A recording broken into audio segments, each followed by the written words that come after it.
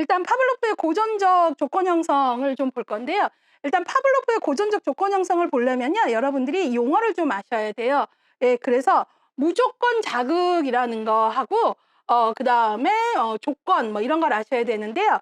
우리 교재 141쪽에 잠깐을 좀 보시면 무조건 자극 있죠? 그것이 바로 잠깐에 보시면 무조건 자극이죠? 그거를 이 약자로 표시하면요. 조건, 컨디션, 자극, S, 스티뮬러스 하고 앞에 U니까 un. 그래서 조건 자극이 아니라 무조건이니까 unconditional stimulus 해갖고 어떻게 돼요? UCS가 되는 거예요.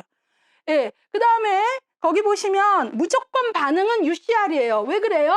무조건 그 다음에 조건 조건 컨디셔널인데 무니까 unconditional reaction 해갖고 R 이렇게. 그래서 여러분들이 거기에 무조건 자극에는 UCS, 무조건 반응에는 UCR reaction. 자극은 스티뮬러스의 S, 반응은 리액션의 R 이렇게 아시면 되겠습니다.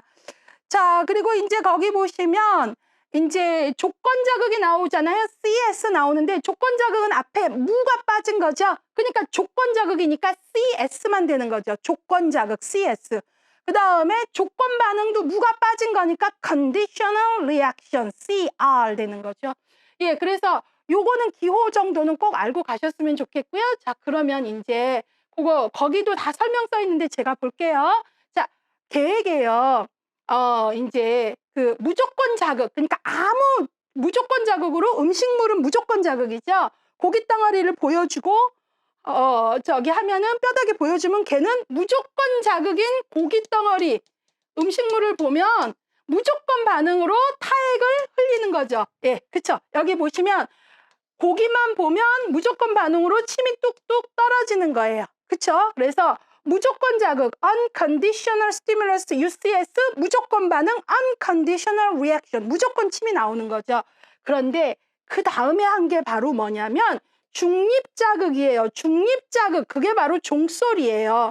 그러니까 음식하고는 아무 상관이 없어요. 그래요. 그래서 중립자극. 근데 이거를 어떻게 했냐면 종소리만 띠링띠링 하면 얘는 아무 반응 없어요. 침을 흘릴 이유가 없죠.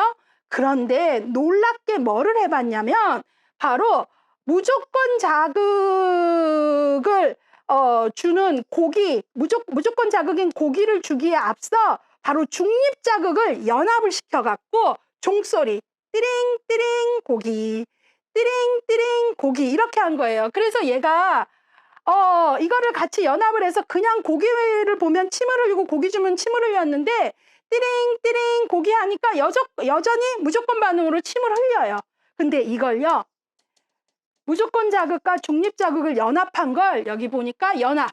중립 자극인 종소리와 무조건 자극인 음식을 짝지운 걸 연합이라 그래요. 반복 여러 번 띠링띠링 고기, 띠링띠링 고기 했더니 얘가요 종소리의 조건화가 돼서 나중엔 조건 자극인 고기가 아니고 음식과 전혀 상관없는 종소리가 중립 자극인데 얘가 어떻게 돼요? 조건 자극이 돼서 나중엔 띠링띠링 종만 쳐도 조건 반응이 생겨서 침을 흘리더라는 거예요. CR, 조건 반응, 무조건이 아니라.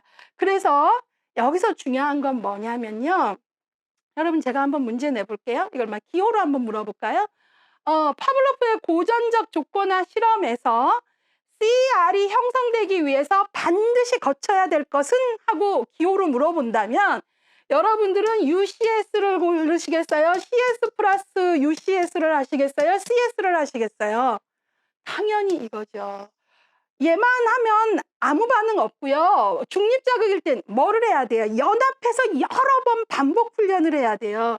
이 연합이 놀라운 결과를 가져온 거예요. 그래서 여기에 답이 그렇게 된다면 CS 플러스 UCS가 얘를 가져왔고 이걸 여러 번 했기 때문에 나중엔 뭐만 해도 CS만 해도 CR이 된 거죠.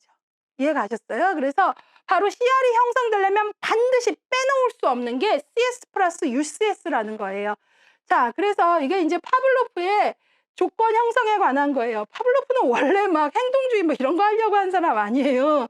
근데 이제 어떤 침샘 뭐 이런 어떤 연구를 하는데 이 개가 너무 침을 흘려 갖고 그게 방해가 됐어요. 그래 가지고 그 막 신경질 나고 그랬는데 보다 보니까 놀라운 현상을 발견을 한 거예요. 그게 오늘날 파블로프의 조건 형성 이렇게 나오네요. 자, 그래서 여기에서 아주 중요한 건 여러분들이 일단 기호옥으로 무슨 말인지 알아들어야 돼요. 그래서 기호만 나와도 2단계가 뭔지 알아야 되고, 결국은 조건 반응인 타액 분비가 고기 없이도 되려면 무엇을 여러 번 해야 돼요. CS 플러스 UCS가 중립 자극인 종소리와 무조건 자극인 음식이 연합을 해서 여러 번 반복될 때 얘는 종소리만 들어도 음식을 줄 거라는 기대가 돼서 조건이 형성돼서 침을 흘린다는 거예요. 근데 여러분 여기서 아주 중요한 건 뭐냐면 바로 여기서 CS 플러스 UCS는 자극과 자극의 연합이에요. 뭐와 뭐의 연합이죠?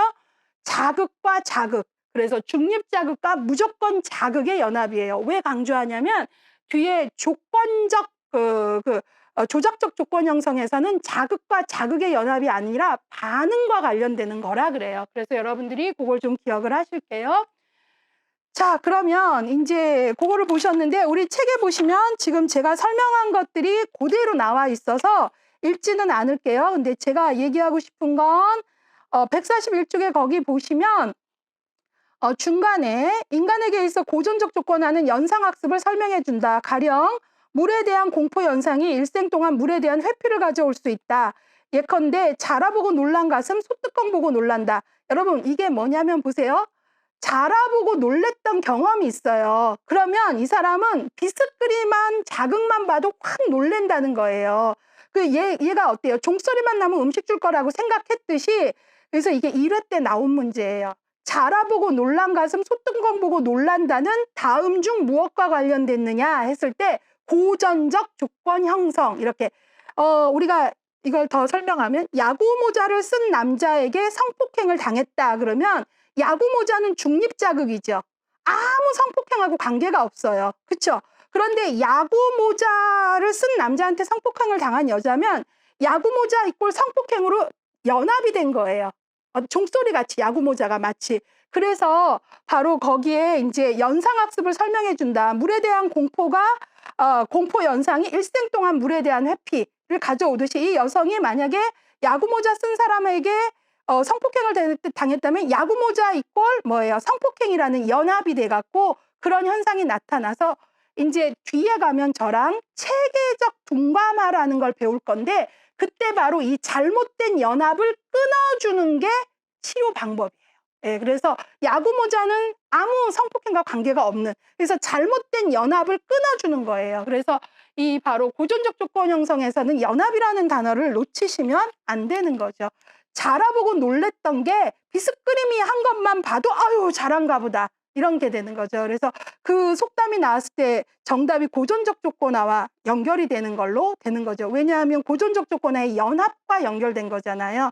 자라는 아무것도 그러니까 소뚜껑은 무서운 게 아닌데 그렇게 자라 등판같이 생긴 것만 보면 놀라는 거. 이 여성이 야구 모자는 중립 자극일 뿐인데 야구 모자 이꼴 성폭행으로 연합이 된 것 같은. 이해 가세요? 파블로프의 개가 종소리는 음식이 아닌데 종소리만 들으면 침을 흘린 것 같은 그 얘기예요. 이해 가시죠? 예.